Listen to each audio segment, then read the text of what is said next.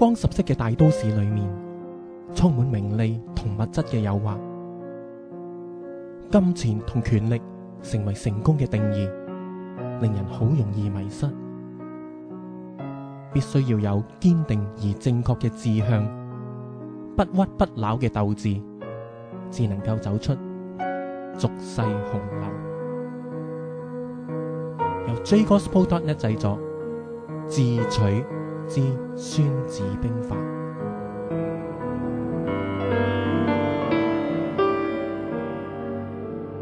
孫子兵法第13篇，用間篇。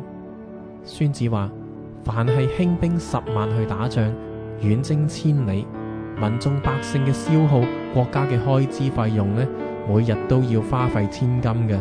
全國上上下下，裏裏外外都會勞累不堪，百姓仲要因為長途輾轉運輸軍用物資而疲勞不堪嘅，以致呢國家裏面唔能夠正常咁操作，受影響嘅閒閒地有70幾萬家人。就咁樣兩軍對峙幾年，為咗咩呢？為咗嘅就係求一朝嘅勝利啦。所以嗰啲吝嗇着陸錢財，唔願意通過用間諜以確知敵人嘅情況，終於打敗仗嗰啲人呢，實在係太冇仁愛之心啦。呢啲人實在係冇資格做將領，亦都唔能夠成為打勝仗嘅主宰啊！英明嘅君主同賢能嘅主將，佢哋之所以能夠每戰必勝呢，就係在於佢哋能夠掌握敵情。而要預先掌握敵情呢，就必須要依靠嗰啲熟悉敵情嘅人啦。使用間諜嘅方法係有5種嘅，第一種係陰間，第二種係內間，仲有反間、死間同生間，一共係5種。5種間諜活動一齊運用嘅時候呢，敵人就唔會知道究竟係邊一個洩漏咗軍事機密啦。咁樣做法係所謂嘅神技，係一種令人莫名其妙嘅克敵制勝方法。乜嘢係陰間呢？陰間就係利用敵人嘅鄉親，包括敵人嘅老同事或者老同鄉，做自己嘅間諜。而所謂嘅內間就係利用敵國嘅官吏，特別係嗰啲貪財好色，又或者啱啱受過懲罰被降職嘅官吏，又或者佢哋子孫做自己嘅間諜。所謂反間就係收買敵國派嚟嘅間諜，做自己嘅間諜啦。而死間呢，就即係故意喺外面散布謠言，而且通過自己嘅間諜向敵人發放一啲假嘅消息，令到敵人嘅間諜受騙。但係咁樣做法，一旦真情敗露嘅時候，自己嘅間諜呢就會難免一死啦。而生間就係指嗰啲能夠有命翻嚟報告敵情嘅間諜。作為主將呢，喺軍隊裏面最親信嘅人就係間諜啦。給予獎賞嘅封口呢，亦都係間諜最高嘅，能夠交代最高嘅機密事情，亦都係間諜至可以做到嘅。但係要注意到，要有效咁樣運用間諜，作為主將嘅就一定要具有極高嘅智慧同才能，又要有仁義之心，亦都要處事十分精細。如果唔係，就好難控制到間諜噶啦。點解呢？因為作為主將，如果冇上述所講幾個優點嘅話，又點能夠判斷得到間諜交俾你嘅情報係真定係假嘅呢？剛剛先講過，間諜其實都可以被收買噶嘛，所以主將確實係需要有高度嘅智慧、仁義之心同埋周密嘅思維，然後先至可以有效咁樣去運用間諜嘅。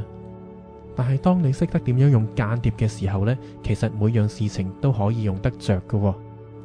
但係有陣時間諜嘅行動都未展開，就已經有人嚟告密。喺呢個情況裏面呢，告密嘅人同埋個間諜都一齊要處死嘅。凡係想進攻敵人嘅軍隊、攻佔敵人嘅城市，又或者想誅殺敵人嘅人員呢，都應該先了解敵軍守將同埋佢幕僚親信、負責通報同傳令嘅官吏，以至到低級嘅人員嘅姓名。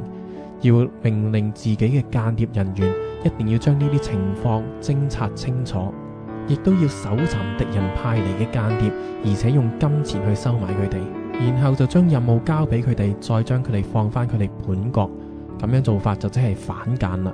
再根據反間提供嘅情報，就可以運用鄉間同埋內間，而且根據反間提供嘅情報呢，仲可以利用死間製造虛假嘅情報發放俾敵人。透過反間嘅協助，亦都能夠令生間如期咁翻嚟報告敵情。作為君主或者主將，對於5種唔同嘅間諜活動情況，都一定要了如指掌嘅。而當中反間係可以起到關鍵性嘅作用，所以呢，喺5種間諜當中，反間嘅獎賞係最優厚嘅。用間篇呢係孫子兵法嘅第13篇，亦都係最後一篇，所以喺呢個時間呢，就同大家嚟一個總結啦。孫子兵法一開始就講俾我哋聽，有咩事情我哋一定要做到最好，為自己製造有利嘅形勢。首先佢講到一定要有好嘅政治、將領同法制，然後呢，就教我哋點樣分析自己係咪有必勝嘅把握，要等待有好嘅時機啦，要睇天時同埋好嘅地利，就會令到自己贏面呢就大好多啦。跟住孫子兵法就講俾我哋聽，行軍打仗嘅時候有咩事情係要注意嘅，譬如係避免遠途咁樣去攻擊敵人啦。另外就係打仗嘅時候有咩預算啊？你要損耗幾多嘅糧食，幾多嘅人口，同埋呢就要有幾多嘅物資先至能夠供應你嗰場戰事。跟住孫子講到，打仗嘅時候一定要為自己製造一個好強大嘅軍營同埋兵勢，一定要快而且準。然後孫子講到，打仗嘅時候會遇到好多唔同嘅地形，喺唔同嘅地形裏面呢，就有唔同嘅方法去應變嘅。最後孫子講到，火攻嘅時候有乜嘢事情係要注意，同埋呢，喺打仗嘅時候用間諜係非常重要嘅。但係我哋千祈唔好唔記得，喺最早嘅時候，孫子講過，要贏就唔一定要用武力嘅。如果有和平嘅方法可以令自己得勝嘅話，呢一招呢先至係最高招。各位亦都要注意呢，孫子兵法所提供嘅策略係用嚟為咗國家或者一個大嘅團體嘅利益而用嘅策略嚟嘅，並唔係為咗個人嘅利益而所用嘅策略。有陣時咧，為咗整體嘅利益嘅時候，個人或者係唔會得到利益，甚至乎咧，有陣時會被排斥或者唔被自己民眾接納嘅。而孫子兵法最重要嘅精神就係着重靈活應變，即使你有晒所有嘅技巧、所有嘅策略，但係咧，你唔能夠讓你嘅敵人估計得到你下一步將會點樣做啊。所以當你應用孫子兵法喺你嘅策略上面嘅時候呢，就唔可以一成不變嘅。最後大家要注意，孫子兵法呢係用喺行軍打仗上面嘅。昔日嘅打仗呢，若果你打勝咗仗，打敗咗一個國家，你嘅敵人呢就係永久消失，就唔會翻嚟嘅。所以大家要注意呢一點。我哋今日嘅敵人係咪真係會永久消失呢？其實好多時都唔會係嘅。所以各位如果考慮用一啲比較卑鄙嘅手段去達成自己嘅目的嘅時候呢，就要三思而後行啦。因為你同你嘅敵人他朝都可能會相見嘅。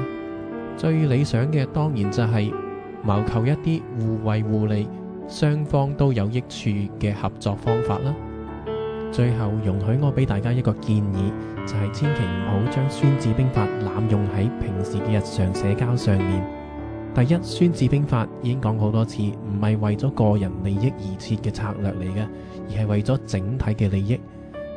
第二，如果日常社交都需要勾心鬥角嘅話呢，就算俾你贏晒啊，其實你都已經輸咗啦。